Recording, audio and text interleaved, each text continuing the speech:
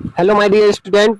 तो कैसे हैं आप लोग? उम्मीद करता हूं कि आप लोग अच्छे होंगे, तंदुरुस्त होंगे, मस्त होंगे और अपने एग्जाम का तैयारी करते होंगे।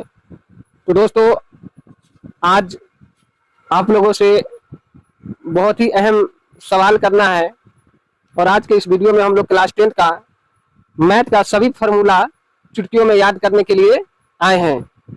तो वीडियो को पूरा देखिएगा और अगर आपका एग्जाम है 2025 में तो आप लोग जितने भी फार्मूले यहाँ पे लिखेंगे उन सबको याद कर लीजिएगा और जब तक फार्मूला नहीं याद होगा आप लोग एग्जाम में क्वेश्चन को सॉल्व नहीं कर पाइएगा। तो आज का यह वीडियो काफी महत्वपूर्ण होने वाला है और आज एक आप लोगों को और नई बातें बताने जा रहा हूँ कि आप लोग अपने व्हाट्सएप में, कहाँ पे, व्हाट्सएप में, तो व्हाट्सएप के सर्चिंग बार में लिखिएगा बीवीए एजुकेशन।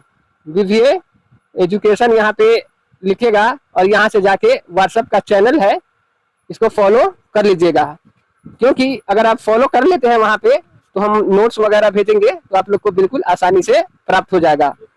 और ये फॉर्मूला का पूरा आप लोग को पेज पर मिलेगा, यहाँ से भी नोट डाउन कर सकते हैं, कलम कॉपी लेके बैठिएगा और इसका पूरा आप लोग को पेज में व्हाट्सएप पे चला जाएगा। ठीक है, तो कैसे करेंगे फॉलो आप लोग को मालूम है? चलिए बता दिए हैं। बीवीए एजुकेशन को व्हाट्सएप में सर्च में, जैसे किसी आदमी का नाम खोजते हैं तो उसका नाम लिखते हैं सर्च में व्हाट्सएप के, तो उसी तरीके से बीवीए एजुकेशन लिखिएगा, आ जाएगा और वहां पे फॉलो कर लीजिएगा ताकि मैं आप लोगों को नोट्स प्रोवाइड कर सकूं। नोट्स का कोई भी पैसा वगैरह नहीं देना है आप लोग को, फ्री में। तो चलिए आज का शुरुआत करते हैं हम लोग, बहुत ही महत्वपूर्ण है, लिंक डिस्क्रिप्शन में दिया हुआ है। चलिए, तो बगैर किसी देरी के, जब कहते हैं ना कि युद्ध लड़ना पड़ता है, कभी भी युद्ध में जाता है तो प्रैक्टिस ही काम आता है और अंतिम सांस तक हारने से अच्छा है कि एक बार और ट्राई किया जाना चाहिए। तो यह एक अंतिम प्रयास है। ये फॉर्मूला बहुत ही जरूरी है, याद करना बहुत जरूरी है और याद इसको बिल्कुल आसान भाषा में करेंगे। आज टॉप यहाँ पे फॉर्मूला बताएंगे, इसी से रिलेटेड आप लोगों को नेक्स्ट क्लास में वीडियो मिलता रहेगा, वहां पे सॉल्व करेंगे। जो मोस्ट वीवीआई क्वेश्चन सब है उन सबको सॉल्व करेंगे, आप वही क्वेश्चन आप लोग को एग्जाम में देखने को मिलेगा। तो आइए शुरुआत करते हैं। पहला चैप्टर हम लोगों का था वास्तविक संख्या यानी real number, class 10 maths formula. ठीक है, तो उसमें आप लोग को हर साल प्रश्न आता है यूक्लिड विभाजन प्रमेयिका से। इस पे मैं आप लोग को एक वीडियो बना दिया हूँ, जा करके प्लेलिस्ट में, मैथ के प्लेलिस्ट में देख लीजिएगा। तो यूक्लिड विभाजन प्रमेयिका, इसको समझना बहुत ही जरूरी है। आप लोगों से एक प्रश्न है कि गणित का राजकुमार किसे कहा जाता है? गणित का राजकुमार किसे कहा जाता है? आंसर कमेंट में आप लोग दे सकते हैं। चलिए, तो यूक्लिड विभाजन प्रमेयिका क्या है, ये इससे क्या होता है, तो आइए इनके बारे में देखते हैं। तो दिए गए दो धनात्मक पूर्णांक ए और बी, हम लोग पूर्णांक पढ़े हैं और ये मैथ्स का इससे पहले और भी वीडियो डला हुआ है, जाके उसमें से देख लीजिएगा। उसमें वास्तविक संख्या को सारा टाइप का संख्या बताए थे और यूक्लिड वाला है। ठीक है, तो दिए गए दो धनात्मक पूर्णांक ए और बी के लिए दो अद्वितीय पूर्ण संख्या पी और क्यू प्राप्त कर सकते हैं। तो मतलब कहने का यह है कि यूक्लिड विभाजन एल्गोरिथम का प्रयोग करके आपको दो पूर्ण संख्या दिया होगा, दो पूर्ण संख्या अगर देते हैं तो उससे आप लोग नई दो संख्याएं ज्ञात कर सकते हैं।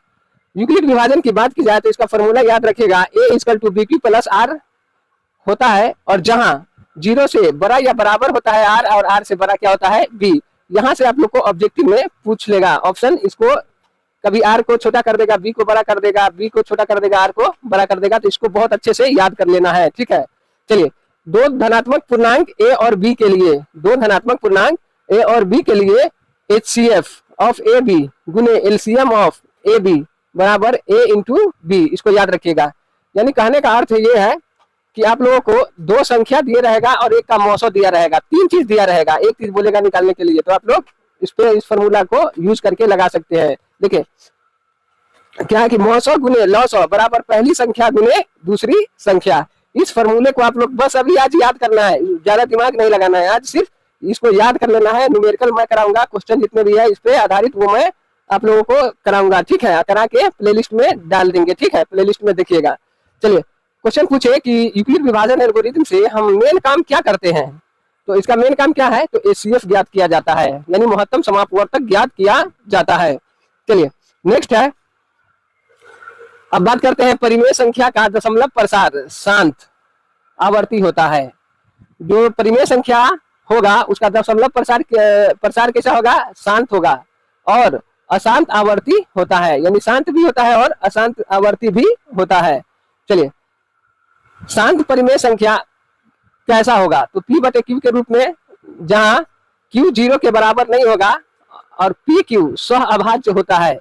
Q का अभाज्य गुणनखंडन जो P बटे Q, मान लीजिए कि यहाँ पे देखिए P बटे Q लिखते हैं, P बटे Q लिखते हैं, तो नीचे वाले संख्या का गुणनखंडन करते हैं। जैसे ये हुआ 5 बटे 50, 5 बटे 50, तो नीचे वाला का क्या करना है, Q, ये P है और ये Q है, इसका गुणनखंडन करेंगे। अगर गुणनखंडन करने के बाद 2 का पावर n गुने 5 का पावर n के रूप का होता है, जहां n तथा m ऋणोत्तर होता है, यानी m और n का जो m और n है पावर में, वो कैसा होता है, तो वो पॉजिटिव होता है। चलिए, इसको याद रखिएगा। नीचे वाले हर का कोई भी संख्या दिया रहेगा तो ऊपर अंश होता है, नीचे हर का गुणनखंडन करेंगे, इसका रूप आना चाहिए 2 गुने 5 के रूप में, या 2 आ जाए या केवल नीचे में 5 आ जाए, तो वो कौन होगा, परिमेय संख्या होगा। चलिए देखते हैं। अशांत आवर्ती परिमेय संख्या P बटे Q के रूप में Q का अभाज्य गुणनखंडन 2 का पावर n गुने 5 का पावर m के रूप में नहीं होता है। देखिए, इस बात को याद रखिएगा कि जो अशांत आवर्ती होगा उस परिमेय संख्या का जो Q का हम गुणनखंडन करेंगे तो 2 का पावर n गुने 5 के पावर m के रूप का नहीं होगा। ठीक है, चलिए, n और m पॉजिटिव होता है। जैसे पॉजिटिव में क्या नंबर होता है, 0 1 2 3 4 5 प्लस में, ठीक है, संख्या रेखा पर दर्शाया जाए, तो इसको पहले भी बता चुके हैं। तो मेरा क्वेश्चन ये था कि गणित का राजकुमार किसे कहा जाता है, गणित का राजकुमार किसे कहा जाता है, तो इसका आंसर क्या होगा, कार्ल फ्रेडरिक गॉस को, कार्ल फ्रेडरिक गॉस को गणित का राजकुमार कहा जाता है। तो बाबू, ये जो क्वेश्चन है, ये जो टॉपिक था हमारा वास्तविक संख्या, क्या था ये, वास्तविक संख्या, इसको बढ़िया से याद कर लेगा, इससे बाहर कुछ भी नहीं आएगा। आप लोगों को सारा सब्जेक्टिव जो कराएंगे तो वहां वाले सब्जेक्टिव के वीडियो से देख लीजिएगा। चलिए, अब आते हैं, हमारा टॉपिक है द्विघात समीकरण। इस चैप्टर में आते क्वाड्रेटिक इक्वेशन में, तो इसका फॉर्मूला काफी महत्वपूर्ण होने वाला है और यहाँ से प्रत्येक वर्ष प्रश्न पूछे जाते हैं, फिक्स गारंटेड तो गारंटेड। ठीक है, चलिए, द्विघात समीकरण में अभी जब क्वेश्चन करेंगे तब वहां पे समीकरण को समझाएंगे आप लोग को। ठीक है, बस आज इतना ही है, जितना बता रहे हैं उतना ही आप लोग को याद करना है। द्विघात समीकरण ax square plus bx plus c बराबर 0, जहां a 0 के बराबर ना हो तो बी स्क्वायर माइनस 4ac को ax square plus bx plus c बराबर 0 का विवेचक कहते हैं। अब देखिए, द्विघात समीकरण में पावर कितना होता है, हाईएस्ट घात कितना होगा, तो 2 होगा। उसका विवेचक निकालने के लिए आ जाए तो क्या निकलेगा, x equal to minus B plus minus under root B square minus 4ac बटे में 2a। ठीक है, और यहाँ पे d से भी निरूपित किया जाता है, d से निकाल सकते हैं B square minus 4ac, d बराबर क्या होता है, बी स्क्वायर माइनस 4ac, और यहाँ पे इसके ऊपर अंडर रूट लगा दीजिएगा। ठीक है, चलिए, बी स्क्वायर माइनस 4ac को और इसे d से निरूपित किया जाता है। देखिए, बी स्क्वायर माइनस 4ac को एक्स स्क्वायर प्लस बी बराबर 0 का विवेचक भी कहते हैं, विवेचक, तो d को क्या कहते हैं, इसका विवेचक भी कहते हैं। चलिए दोस्तों, याद रखिएगा, और यहाँ पे देख सकते हैं x square plus b x plus c बराबर 0 के मूल की प्रकृति को समझना काफी ज्यादा महत्वपूर्ण है। यदि विवेचक निकालिएगा d का मान बी स्क्वायर माइनस 4ac ये 0 से बड़ा हो, 0 से बड़ा हो, तो समीकरण का मूल कैसा होगा, वास्तविक होगा। कैसा होगा, वास्तविक, यानी पॉजिटिव आएगा, और असमान होंगे, यानी मूल जो होंगे x का मान 2 निकलेगा वो पॉजिटिव होगा, x का मान अलग अलग होगा। जैसे x का मान आ गया 2 तो x का मान आ गया 3, इस तरीके से। दूसरा पॉइंट देखेंगे, यदि B square minus 4ac, B square minus 4ac का मान क्या आ गया, 0 के बराबर, तो समीकरण के मूल कैसे होंगे, वास्तविक होंगे और बराबर होंगे, यानी x का मान पॉजिटिव होगा और x का दोनों मान क्या होगा, बराबर। कब, जब बी स्क्वायर माइनस 4ac का मान 0 के बराबर होगा तब। चलिए, नेक्स्ट क्वेश्चन है कि बी स्क्वायर माइनस 4ac का मान 0 से क्या होगा, छोटा होगा, 0 से क्या होगा, छोटा होगा। ठीक है, तो 0 से छोटा का मतलब क्या, निगेटिव में बी स्क्वायर माइनस 4ac को सॉल्व करेंगे तो इसका जो नंबर आएगा वो सॉल्व करने के बाद वो माइनस में आएगा। ठीक है, तो समीकरण का मूल कैसा होगा, तो वास्तविक होगा, वास्तविक नहीं होगा, वास्तविक नहीं होगा। ठीक है, चलिए, द्विघात समीकरण x square plus b x plus c बराबर 0 के लिए मूलों का योग। अब बोलेगा मूल या शून्य किसको बोलते हैं, ठीक है। तो मूलों का योग अल्फा प्लस बीटा, तो पहला मूल होगा एक्स और दूसरा मूल होगा पहला मूल अल्फा और दूसरा मूल क्या होगा बीटा। तो शून्य, इसको शून्य भी बोलते हैं। तो मूलों का योग यानी शून्यकों का योग बराबर होता है अल्फा प्लस बीटा बराबर माइनस बी बाई ए। बस इतना ही याद रखना है आप लोग को, ठीक है। बाकी मैं कराऊंगा इस पे क्वेश्चन।